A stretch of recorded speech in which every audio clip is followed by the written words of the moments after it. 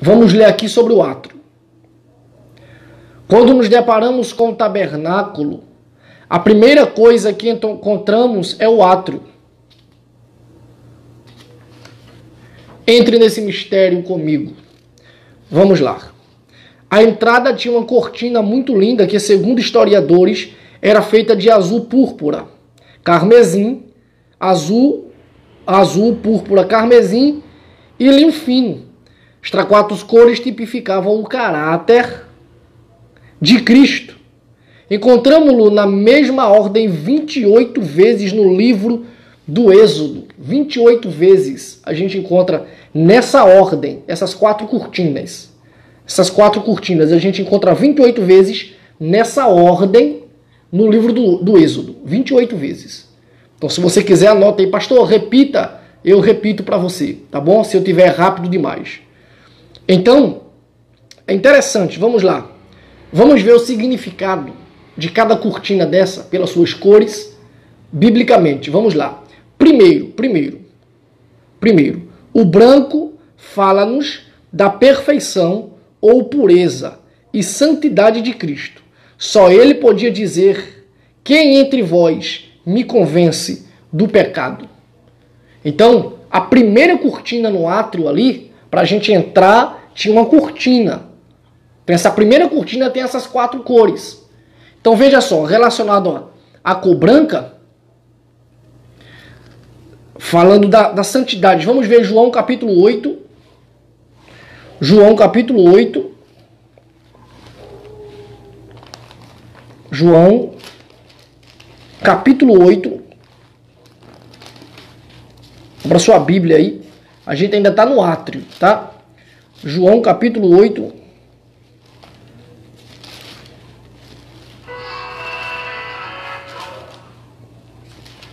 João, Mateus, Marcos, Lucas, pronto. João, capítulo 8. Vamos ler o versículo de número 46. João 8:46 diz assim, ó: quem dentre vós me convence de pecado? Se vos digo a verdade, por que não credes? Ninguém convence Jesus de pecado, porque ele é a santidade de Deus, que caminhou sobre esta terra. Vejam o que diz também 1 Pedro 2:22. Vamos lá? Vamos ver o que esse escritor falou.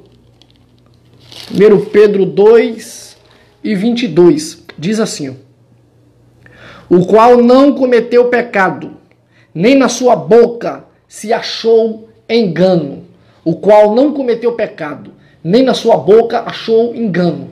Então o branco daquela cortina representa a pureza, a santidade de Jesus Cristo. Tá certo? Santidade. Deus abençoe a missionária Rose. A santidade de Jesus Cristo. Segundo era azul. Olha só, azul. Fala-nos da relação existente entre Cristo e o céu, o divino aqui na terra. 1 Coríntios, capítulo 15. 1 Coríntios, capítulo 15, versículo 47 e o versículo 48, diz assim, ó: o primeiro homem da terra é terreno, o segundo homem, o Senhor, é do céu. Qual o terreno, tais são também os terrenos, e qual o celestial, tais são também os celestiais. Fala da ligação de Cristo com os céus, a cor azul. Amém? A cor azul. Então veja só o que diz, para confirmar esse texto aqui, para a gente confirmar esse texto aqui, veja só o que diz João capítulo 1, versículo 18. Evangelho de João, capítulo 1, versículo 18, diz assim, ó: Deus nunca foi visto por ninguém. O Filho unigênito que está no seio do Pai, esse o fez conhecer. Ligação. Estou falando de ligação para você. Ligação com os céus. Tá certo? Mateus 11, 27. Observe que o azul representa o divino Cristo, aqui na terra, porque o tabernáculo tipifica Cristo e o tabernáculo estava aqui na terra. Então, se você ler Mateus capítulo 11, versículo 27, Mateus capítulo 11, Mateus 11 e 27 diz assim: todas as coisas me foram entregues por meu Pai, e ninguém conhece o Filho senão o Pai, e ninguém conhece o Pai senão o Filho, e aquele a quem o Filho quiser revelar. E aquele a quem o Filho quiser revelar. Pastor Antônio, Deus abençoe. A gente está dando a introdução, Antônio, sobre o altar. Perdão, sobre o átrio, certo?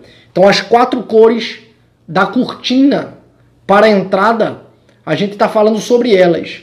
Então, tá aí. O terceiro ponto, púrpura, fala-nos realeza de Cristo como soberano e rei. Como soberano e rei. Mas Lucas capítulo 1, versículo 32. Lucas capítulo 1, versículo 32 e 33. Diz assim, ó: este será grande e será chamado Filho do Altíssimo, e o Senhor Deus lhe dará o trono de Davi, seu pai, e reinará eternamente na casa de Jacó, e o seu reino não terá fim. Fala da soberania do Senhor. Ponto 4, para a gente encerrar essa parte, carmesim. Cortina também era de carmesim. Era a quarta cor da cortina da entrada do átrio, carmesim. E carmesim fala-nos do sofrimento de Cristo e da sua capacidade e disposição para salvar-nos de culpa do pecado pelo seu próprio sangue. Nas Escrituras Sagradas, tudo tem significado e seus propósitos, pois Deus não faz nada sem sentido. Sem sentido. Amém? Carmesim fala do sacrifício, fala do sangue, fala de Jesus como própria oferta de Deus, como a própria oferta de Deus.